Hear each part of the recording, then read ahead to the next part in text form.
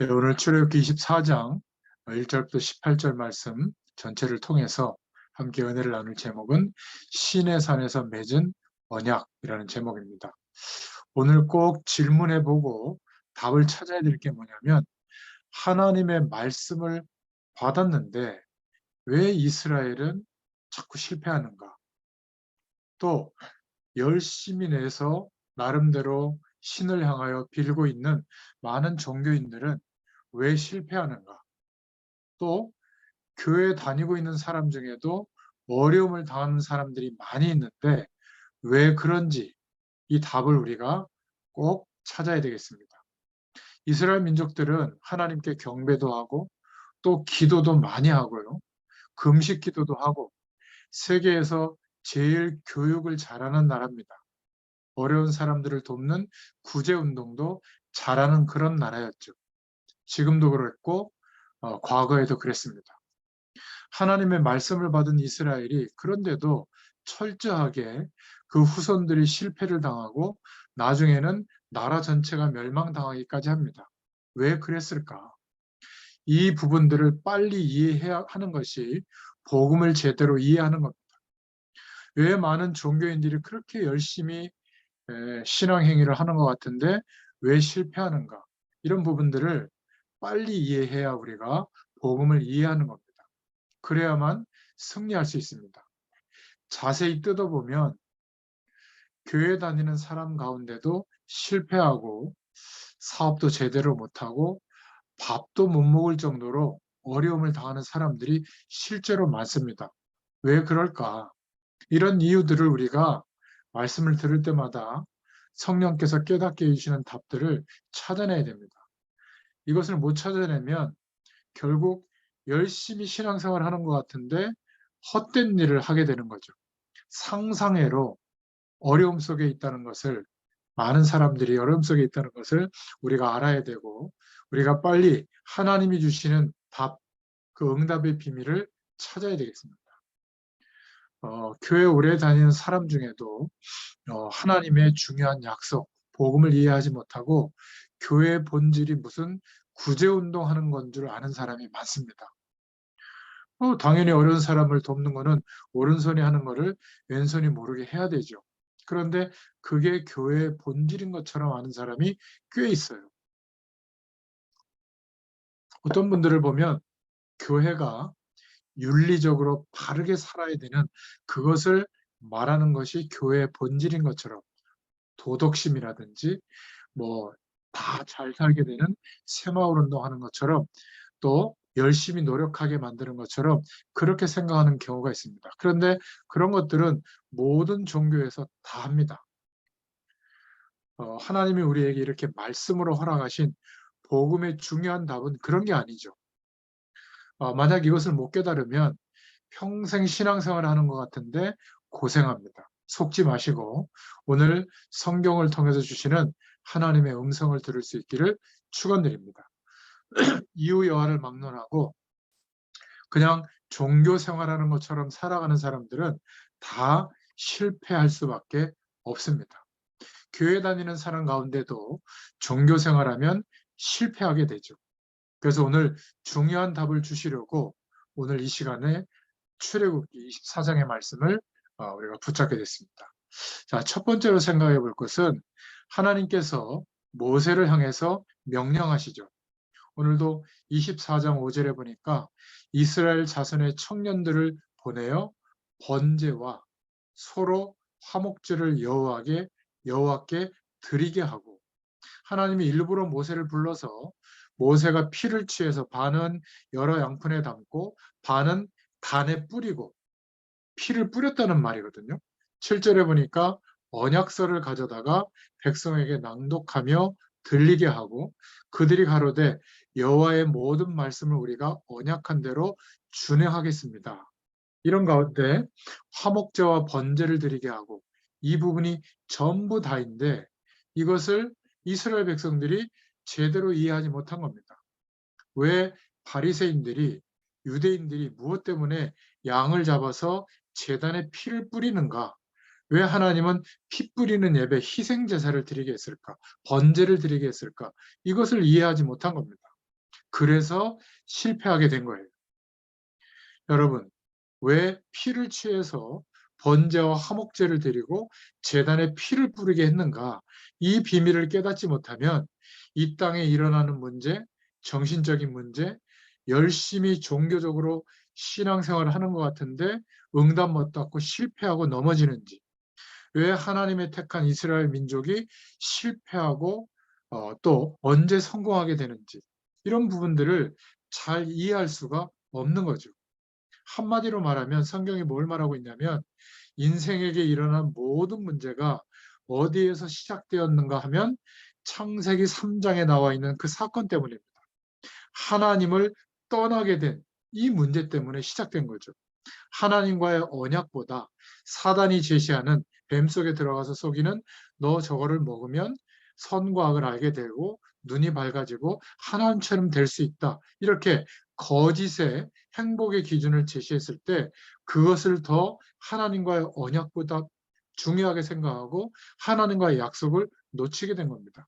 하나님이 주신 선택할 수 있는 자유를 하나님의 언약 밖의 기준을 선택하게 된 거죠.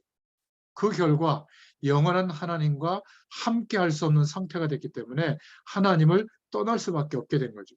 이게 창세기 3장의 문제예요. 모든 인간이 출생했을 때 물과 함께 있는 물고기는 생명력 있게 살아가지만 물 밖에 놓여 있는 물고기는 죽은 상태와 같듯이 하나님을 만날 수 없는, 언젠가는 죽을 수밖에 없는 영원한 생명을 잃어버리고 사망 안에서 출생했기 때문에 하나님을 만나고 함께하는 축복 속에서 살아야 될 인간이 이 축복을 모르는 인생으로 출발하게 된 겁니다. 이것을 창세기 3장에서 시작됐기 때문에 창세기 3장 문제다. 근본적인 문제다. 만약에 이 문제와 지금도 우리가 관계가 있으면 하나님을 바라보고 하나님이 허락하시는 은혜와 축복의 힘으로 사는 게 아니라 하나님이 없어도 여전히 하나님 떠난 인생의 모습처럼 자기의 노력으로 하나님 없어도 살만한 가능성으로 가득 차 있는 세상 배경으로만 열심히 살 때, 하나님 자녀도 그럴 수 있거든요. 절대 하나님이 주는 응답이 없어요. 그래서 그렇습니다. 그래서 하나님이 하나님을 떠난 모든 사람들을 회복시켜 주시기 위한 유일한 길은 우리에게 없기 때문에 하나님이 재창조의 능력으로 제시한 메시아가 올 거다. 예수님이 오셔서 십자가에서 죽으시고 부활하실 것을 알게 하려고 피 뿌리는 예배, 예수님이 죽으심에 대해서 부활하심에 대해서 기억하도록 그 약속이 다시 우리에게 이루어져야 하나님 만날 수 있는 생명이 회복되어지고 죄에서 해방되고 하나님 만나는 길이 열리고 모든 사단의 권세에서 해방되는데, 예수님이 하신 그 죽으심과 부활의 일이 믿어져야 되거든요. 그런데 성도들이, 특히 이스라엘 백성들이 왜 피를 뿌리고 예배하는지를 모르고 피 뿌리고 예배한 겁니다. 그러니 예배 행위는 하는데 하나님이 함께하는 축복은 안 나타나죠. 안 나타나니까 어쩔 수 없이 예배는 드리지만 세상 배경에 몰두해서 살아가는 거예요. 그러면 왜 가나안 땅에 정착해서 왕정 국가를 이루고 사는지를 몰라요. 출애굽하게 하신 이유, 광야 40년을 통과해서 가나안 땅에 가게 하는 이유를 모르고 그 길을 걷고 있게 되니까 이제 광야 생활하는 중에 오늘 24장에 피 뿌리는 예배, 문설주에 피를 바르고 출애굽했던 것처럼 다시 피 뿌리는 예배를 명령한 겁니다. 십계명에 하나님의 약속을 주시기 전에 시내산에 모세를 불러가지고 피 뿌리는 예배를 드리게 하는 거예요. 여러분, 이 이유가 깨달아져야 하나님의 응답과 관련이 있는 겁니다. 그래서 마태복음 16장에 예수님이 오셔서 13절부터 20절에 뭐라고 물었죠? 사람들이 나를 누구라고 하느냐? 교회의 본질을 이해하지 못한 사람들은 주님을 예레미야처럼 생각하고 엘리야처럼 생각하고 세례 요한처럼 생각하고 선지자처럼 생각합니다. 예레미야는 남유다 왕국 전체가 멸망할 것을 하나님의 계시로 선포했는데 아무도 듣지 않자 한 45년 동안 그 말씀을 선포하면서 눈물로 기도했던 선지자거든요. 그런데 예레미야처럼 눈물로 기도하는, 그래서 미래를 예언하고 정말 시대의 멸망을 예언했던 선지자지만 예수님이 예레미야 같지는 않습니다. 그런 속성은 있지만 엘리야처럼 능력과 기적을 나타냈던 그런 능력의 주님이시긴 하지만 꼭 그것이 예수님의 전부는 아니죠. 정의롭게 하고 바르게 하는 세례 요한 같다고도 한다. 예수님이 그렇게만 생각되어지면 말씀으로 우리에게 말씀하시는 내용에서 빗나가게 됩니다. 그 시대마다 역할을 했던 선지자 중에 한 분이라고 생각한다. 이게 유대인들이 생각하는 생각이에요. 예수님이 하신 그리스도, 하나님의 유일한 구원의 길, 하나님의 약속이 성취되어진 일을 하신 그 일 때문에 오신 분. 그리스도에 대한 이해와 해답이 나올 때 진정한 그리스도인이 되는 줄로 믿습니다. 이 사람이 하나님의 축복을 누리게 되죠. 왜 신앙생활 하는데도 응답을 받지 못하고 실패 가운데 넘어지게 되는가? 이 부분을 빨리 답을 찾아야 됩니다. 이스라엘 민족들이 하나님이 선택해서 이 축복을 알리는데도 언제 실패하고 언제 승리했는가? 이걸 빨리 깨달아야 됩니다. 열심히 못해서가 아니에요. 하나님의 약속을 놓치고 다른 기준이 그 위에 올라왔을 때마다 실패하게 된 겁니다. 모든 문제는 어디에서 시작됐냐면 하나님 떠난 그 순간부터, 이걸 원죄라고 하죠. 이것을 이해해야 되죠. 창세기 3장 문제가 해결되어져서 예수님의 의로 구원받았는데도 여전히 나 중심으로, 세상 중심으로 인생을 끌고 나가면 여전히 사단에게 속게 되고 여전히 세상 배경에서 열심히 사는데 결국은 실패라고 하는 그 배경 속에 놓이게 되는 겁니다. 그래서 우리에게 예수 이름, 그리스도의 이름을 부르라는 거예요. 우리가 구원받아 하나님의 백성이 되었다고 할지라도 창세기 3장 하나님을 떠난 그 배경 속에 우리가 놓여진다면 절대로 하나님의 응답은 못 받게 되는 겁니다. 이게 무서운 사건이에요. 거기에서 빠져나오도록 하는 유일한 길, 복음을 붙잡으라는 겁니다. 이게 출애굽의 전체적인 메시지죠. 만약 이 답을 모르면 아무리 훌륭한 인격과 삶의 내용을 가지고 열심히 살아도 승리하지 못하게 되는 겁니다. 이 부분을 말하고 있는 거예요. 하나님이 알리는 것은 성경 창세기부터 요한계시록까지 왜 아무리 노력해도 실패의 그림자에서 빠져나올 수 없는가? 이걸 말하고 있는 겁니다. 어떻게 해방될 수 있는가? 이스라엘 민족이 제대로 하나님의 오실 메시아의 약속을 붙잡고 양의 피 뿌리고 예배를 회복하는 날 기적이 일어나게 된 거죠. 애굽 안에 기적이 일어났고 애굽에서 나올 때 홍해도 갈라지게 됐고 지금 광야를 통과할 때도 또 피 뿌리는 예배를 드리라고 하는 겁니다. 오실 메시아의 약속을 붙잡고 이제 너희가 광야를 통과해서 가야 할 가나안 땅, 우리가 인생의 길을 통과해서 도달해야 될 하나님의 부르심, 전도와 선교를 두고 세계복음화의 축복의 방향을 두고 우리가 살아가야 되는데 이 부분을 이해하지 못하기 때문에 하나님의 약속을 붙잡고 예수님이 그리스도라는 사실을 붙잡고 이 믿음을 회복하고 예배를 드리라는 겁니다. 예배를 회복하라는 거죠. 그래서 얼마나 예수님이 답답했으면 제자들에게 물어본 겁니다. 사람들이 누구라고 하며 나에 대해서 너희는 나를 누구라고 하느냐? 예레미야 같다고 하고 엘리야 같다고 하고 세례 요한 같다고 하고 선지자 중에 한 분이라고 생각하면 하나님의 역사하심이 일어날 수가 없어요. 아직도 노력하지만 실패 속에 있게 될 겁니다. 예수 믿는 사람 가운데 20년, 30년을 이런 기준으로 믿는 사람들 많아요. 그래서 막 어려운 사람들을 돕고 눈물 흘리고 박애주의로 말이죠. 또 막 신비한 체험을 하는 그 중심으로 아니면 성경을 들고 파가지고 맞다 그러다 이 속에만 있고 말이죠. 교회 안에 많습니다. 그러다 보니까 죄나 지적하고 왜 윤리적으로 도덕적으로 완성된 삶을 못 사느냐 최선을 다해서 노력하는데도 재앙이 오는 겁니다. 교회는 정말로 그런 것이 아닙니다. 주는 그리스도시요 살아계신 하나님의 아들이십니다. 이 베드로의 고백이 이해되는 날 모든 인생의 답이 다 나옵니다. 여기에 모든 답이 안 나왔다가 하면 아직도 하나님의 응답을 받을 조건이 안 된 거예요. 주는 그리스도시요 살아계신 하나님의 아들이십니다. 여기에 답이 나와야 진정한 그리스도인인 거죠. 이때부터 하나님의 자녀라고 하는 신분으로서 누릴 모든 축복이 체험되는 겁니다. 이게 안 되면 안 되는 거예요. 예수 그리스도의 죽으심과 그 피의 공로로 영원한 대속제물이 되어주심으로 이 사실을 믿는 우리에게 모든 묶여있는 조건에서 해방되는 주님의 놀라운 비밀이 우리에게 이루어지게 된 줄로 믿습니다. 창세기 3장 문제, 근본적인 인생의 문제에서 해결해 주신 겁니다. 이것을 믿지 못하면 승리할 수가 없는 거죠. 그래서 우리가 육신으로 말미암아 범죄하고 하나님을 떠나서 출세한 것 자체도 완전히 죄와 사망의 법 아래 잡혀 있었잖아요. 사단으로 말미암아 계속 미혹당하고 살아온 겁니다. 그래서 육신으로 말미암아 범죄하고 또 원죄로 말미암아 하나님을 떠난 상태로 저주 가운데 살고 있는데 사단으로 말미암아 영적인 문제가 막 덮쳐오고 지금도 똑같습니다.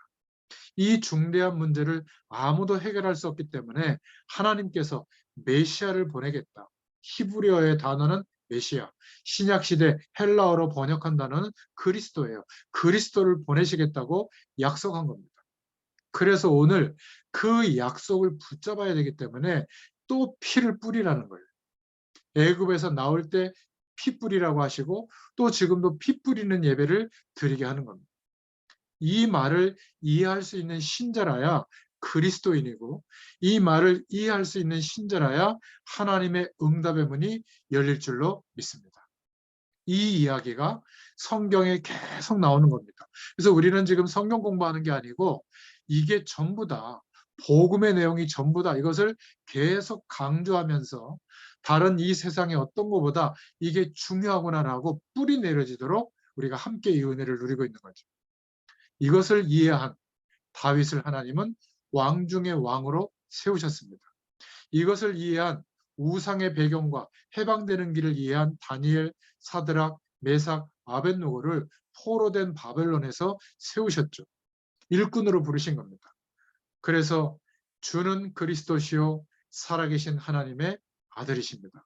예수님은 십자가에서 모든 문제를 해결했습니다. 예수님은 사단의 권세를 꺾었습니다.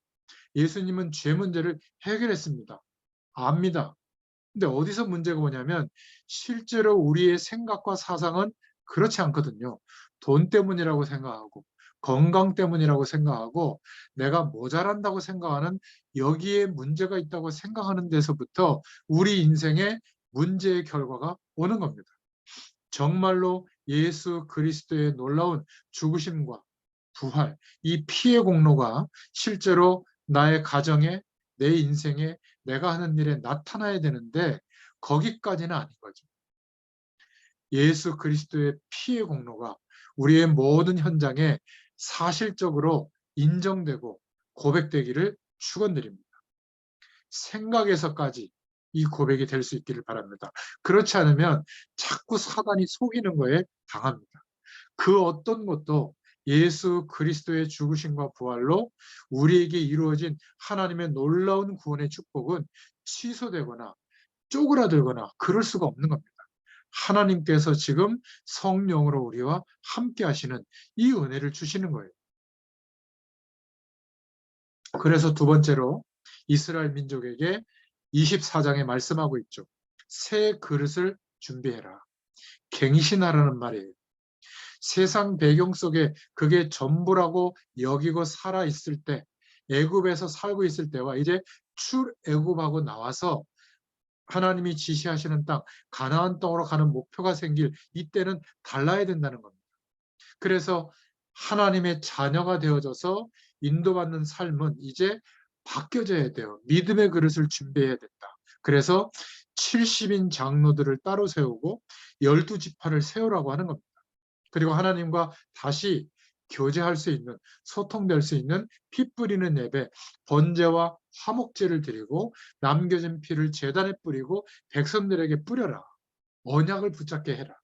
그러면 히브리서 4장 16절의 말씀처럼 하나님은 이 사람들에게 날마다 새로운 은혜, 새 은혜와 능력을 부어주실 줄로 믿습니다. 그래서 마지막 세 번째로 이제 교회는 성도된 우리는 어떻게 변화가 돼야 되고 어떻게 갱신돼야 될까? 땅끝까지 이 복음이 증거되어지도록 하시는 세계복음화의 이 방향은 하나님의 계획이지만 우리 인생의 목표가 되어야 될 줄로 믿습니다. 두 번째로는 우리 한국과 세계를 살리는 교회가 되도록 내 문제를 해결해 주시고 내게 응답해 주시고 편안하게 해주시고 우리 자녀 잘 되게 해주시고 이런 기도에서 넘어서서 한국과 세계를 살리는 교회의 축복을 누리도록 내가 그런 축복의 주역이 되도록 기도할 수 있기를 축원드립니다. 그래서 이 세계복음화의 길은 예수 그리스도로 해답을 얻은 자를 만드는 겁니다. 세우는 겁니다. 찾아서 치유하는 겁니다. 그래서 먼저 그리스도 안에서 내가 먼저 모든 답을 찾아내고 그리스도로 말미암아 회복된 이 영원한 축복을 누릴 수 있기를 축원드립니다.